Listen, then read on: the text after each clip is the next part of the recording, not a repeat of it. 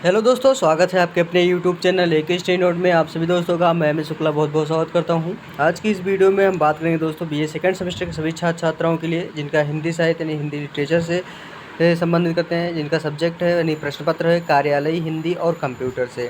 उनके लिए बहुत ही मोस्ट इम्पॉर्टेंट आज मॉडल पेपर लेके आए हैं जो पेपर की दृष्टि से आपके लिए बहुत ही लाभदायक होगा। और उनके लिए जो क्लास चल रही है दोस्तों, लाइव क्लासेस मैं आपके लिए बार बार लेके आता रहता हूँ और सभी यूनिवर्सिटीज़ के लिए महत्वपूर्ण है। प्रश्नों का आंखों देखा हाल जो आपके लिए दृष्टिगत किया गया है वो आपके लिए बहुत ही मोस्ट इम्पॉर्टेंट होगा। तो चलिए दोस्तों चलते हैं मॉडल पेपर की तरफ।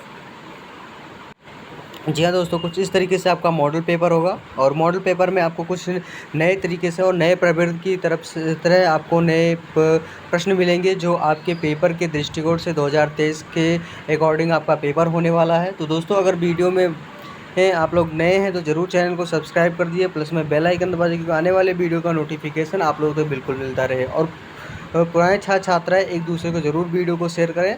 और सबसे मोस्ट इम्पॉर्टेंट बात यह है दोस्तों कि वीडियो को अंत तक ज़रूर देखिए कि सारे प्रश्न आपके लिए बहुत ही मोस्ट इम्पॉर्टेंट है और अच्छे से तैयारी करने के लिए आपके लिए इससे बड़ा मौका आपको नहीं मिल पाएगा। तो दोस्तों इस तरीके को टाइम को आपने समझे और अच्छे से पढ़ने का एक अवसर प्राप्त करें। तो दोस्तों किस तरीके से है यहाँ पे आपको यहाँ पे एक नज़रिए आपको देखना होगा। यहाँ पे दिया गया है कि बीए सेकंड सेमेस्टर हिंदी और प्रश्न पत्र आपका है कार्यालयी हिंदी और कंप्यूटर। खंड 7 से आपको सभी प्रश्न करने हैं और आपको जो आंसर देना है वो 50 शब्दों में देना होगा। अब आता है पहले की फर्स्ट नंबर है।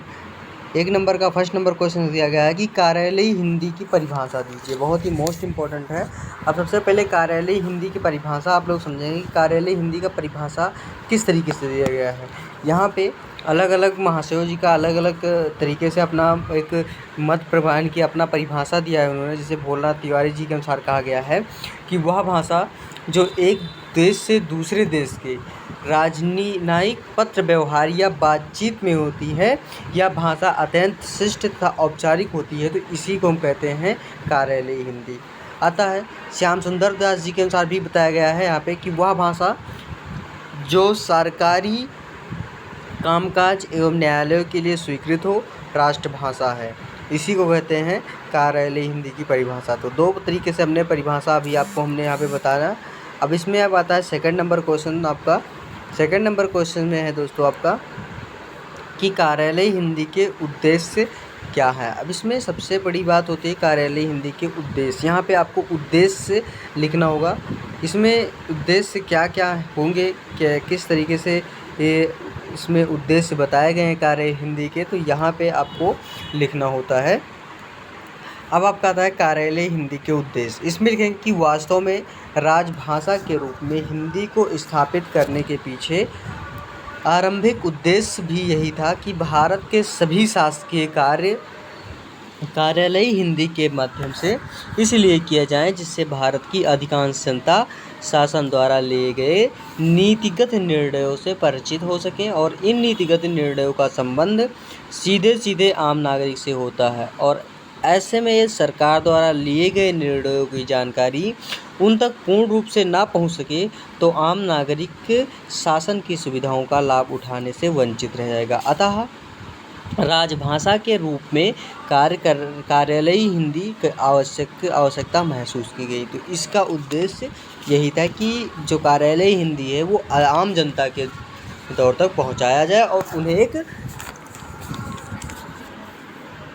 शिक्षित नागरिक के तौर पे उन्हें संदेश पहुंचाया जाए। तो ये होता है कार्यालयी हिंदी के उद्देश्य। इनका उद्देश्य यही था। फिर आता है थर्ड नंबर, पारिभाषिक शब्दावली को परिभाषित कीजिए। अब पारिभाषिक शब्दावली कौन से हैं इसके बारे में लिखना होगा।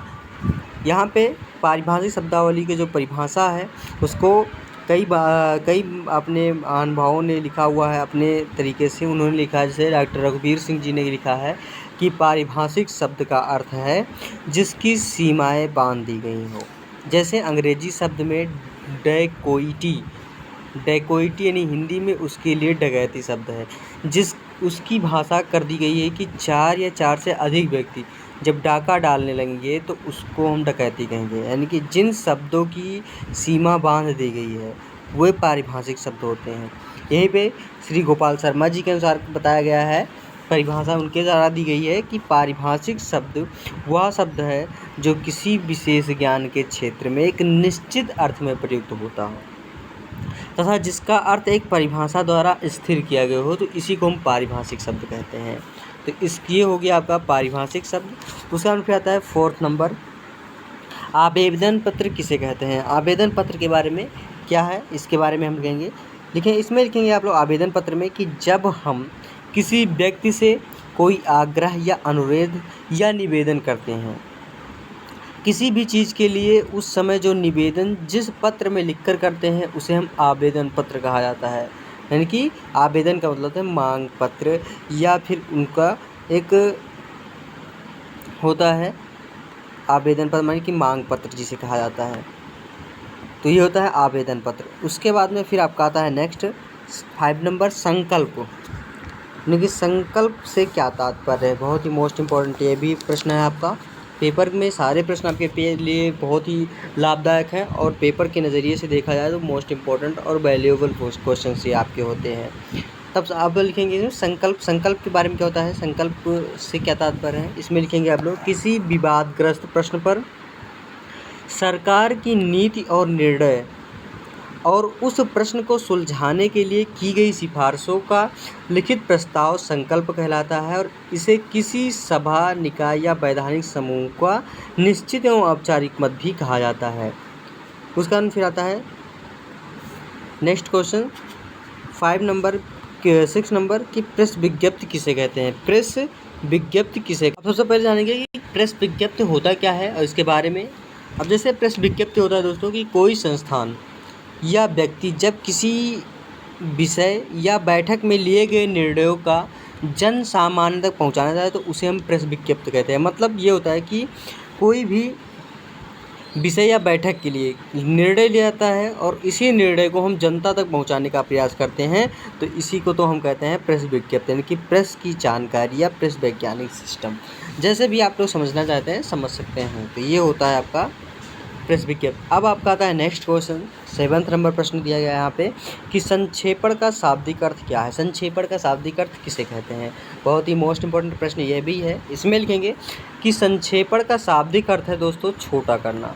संक्षेपण का मतलब होता है शब्द की छोटा करना, यानी कि सार प्रस्तुत करना या सार संक्षेप आदि। यानी इस प्रकार संक्षेपण का अर्थ हुआ कि एक बड़े अनुच्छेद में व्यक्ति विचारों का परिसमास शैली में प्रस्तुत सार संक्षेप। यानी कि डॉक्टर महेंद्र चतुर्वेदी के शब्दों में कहा गया है कि संक्षेपण किसी अवतरण अथवा किसी प्रपत्र अथवा किसी एक विषय पर लिखे गए अनेक प्रपत्रों या पत्रों आदि के सार तत्व अथवा मूल विषय का कम से कम शब्दों में प्रस्तुत करने की कला है।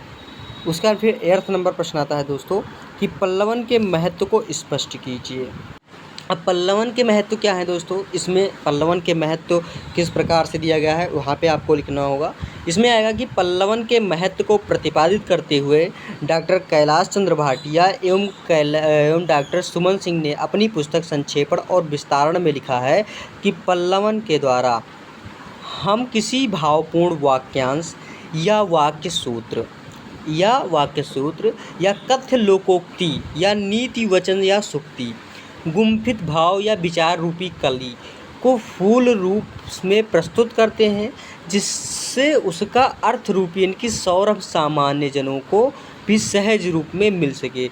तो पल्लवन के अभ्यास से हृदय के बंद की कपाट खुल जाते हैं और मस्तिष्क में नवीन विचारों का संचरण होने लगता है और बुद्धि की क्रियाशीलता बढ़ जाती है, भाषा शैली में निखार आ जाता है तथा विचारों में परिपक्वता आ जाती है। तो इसी को हम पल्लवन के महत्व के बारे में, यही होता है पल्लवन के बारे में।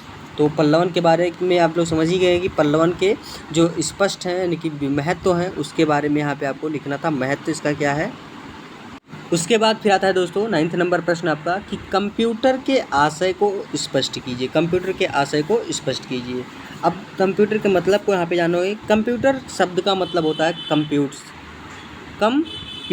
यानी कंप्यूट का आशय है गणना करना। कंप्यूट का मतलब क्या होता है, गणना करना। यानी इस प्रकार कंप्यूटर गणना के लिए किया गया एक ऐसा आविष्कार जो तीव्र गति से गणितीय गणना कर देता है। और कंप्यूटर इस प्रकार से परिभाषित किया जाता है कि कंप्यूटर एक ऐसी मशीन है जो सूचनाओं अथवा डाटा के आधार पर कार्य करती है।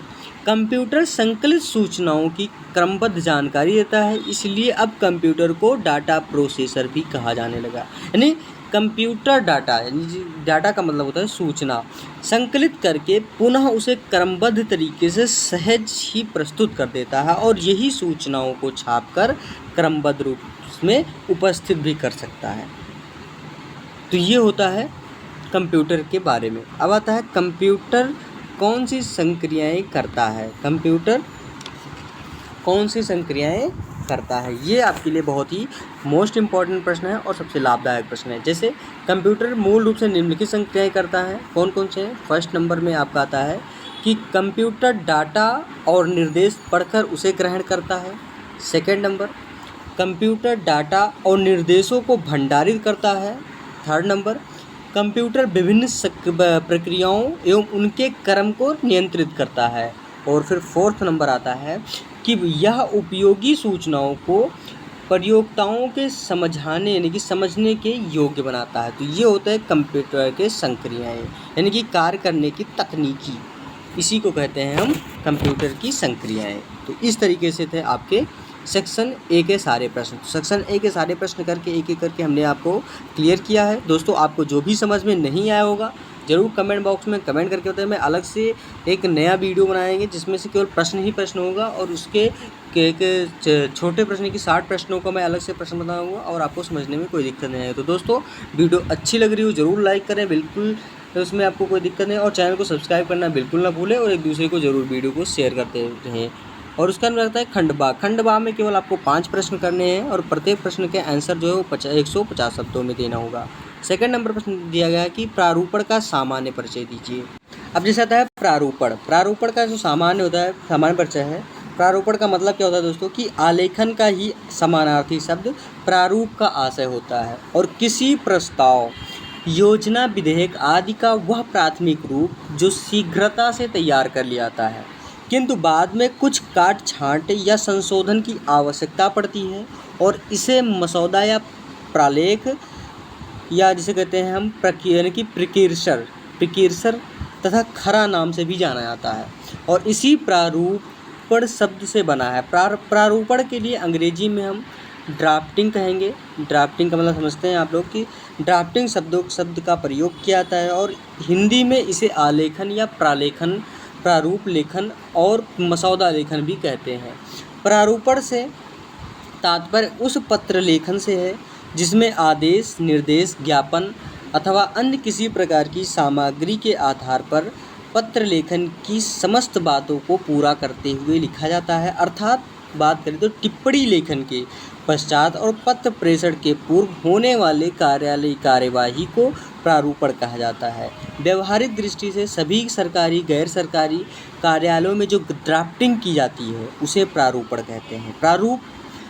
जो प्रालेख प्रारूप है, ड्राफ्ट जारी करने से पूर्व संबंधित अधिकारी को स्वीकृत आवश्यकता होती है और केंद्रीय शिक्षा मंत्रालय के पारिभाषिक शब्दावली के प्रयोग ने ड्राफ्ट के लिए और प्रारूप का मतलब है कि ड्राफ्टिंग के लिए प्रारूपण की समान शब्द निर्धारित किए गए हैं और ये शब्द नए होने के बावजूद अर्थ व्यंजना में पूर्ण समर्थ हैं।